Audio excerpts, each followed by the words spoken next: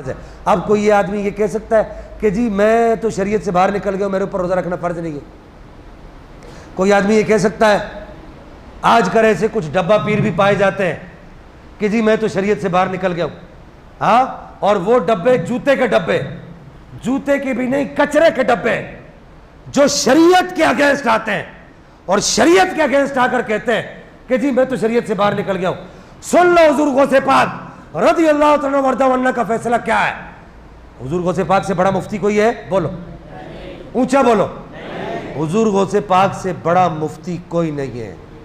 हुजूर गौसे पाक ने फतवा दिया और ऊपर ठप्पा लगाया और ठप्पे के ऊपर लिखा ये शेख अब्दुल कादिर जिलानी का फतवा है।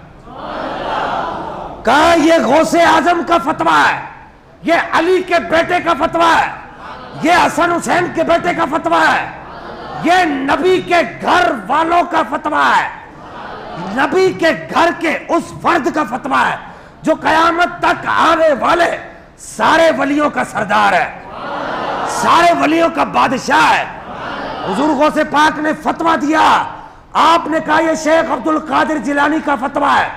अगर कोई ये कहे ना कि मैं शरीयत से बाहर निकल गया हूं, मुझ पर शरीयत लागू नहीं होती, मुझ पर दाढ़ी रखना लाजिम नहीं है, मुझ पर कुरान पढ़ना लाजिम नहीं है, मुझ पर रोजा रखना लाजिम नहीं है, मुझ पर नमाज पढ़ना लाजिम नहीं है, हम शरीयत, हम तरीकत वाले हैं, हम शरीयत वाले नहीं है।